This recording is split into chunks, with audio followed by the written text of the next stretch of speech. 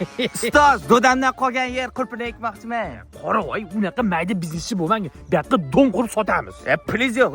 Va kakku usuli bilan qo'yamiz. Qanaqa bo'ladi u? Kakku o'zini tuxumini ochmasa, birovni iniga olib borib qo'yib qo'yadi. Ha, keyin begona qushlar uni bolasini tekinga katta qilib berar ekanda. Ana kalli, endi ishlayapti yur bu yoqqa. Let's go. Hozir $500 to'lov qilsak, to'shni 2 yilda patkulchik topshirasizmi, do'mmi? Topshirib bera olsanglar pulga tikka qulab ketaveramizmi? Voy, mana aka shartnoma yozib qo'yganmiz. Nobalo 2 yil ichida bitirib bera olmasak, pullar tiyin-tiyinigacha qilib qaytarib beramiz. Shuning uchun pulni qoravoyga to'lab qo'ying. Hamma ishi teri to'polib qoldi. 2 yildan o'tib ketdi, uy bitmadi, pulni qaytardi o'tdi.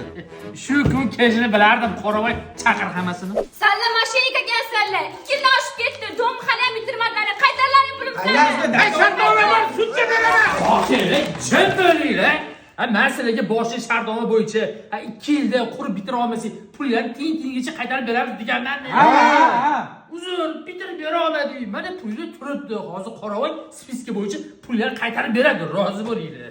Gap yo'q, mashinikmas ekan. Pulimizni tintinigacha qaytarib berdi. Aldab ketmadi, xoin. Ustoz, nega odamlarni pulini qaytarib berdingiz? Nimadan foyda qildik? Qoravoy, bizani yerimiz bor edi, lekin qurishga pulimiz yo'q edi. Ha, shu odamlarning pulini yig'ib, imoratni ko'tarib oldik. Ha, esingda bo'lsa, 2 yil oldin do'mi kvadrat metri $500 edi. Hozir nech pul?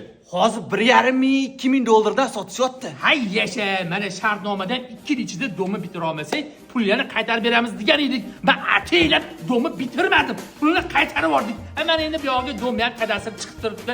Shoshmasdan 1,5 ming, 2 ming dollarga sotaver. Shunda bizni dokumentalniy mashinik bo'ldikmi, ustoz?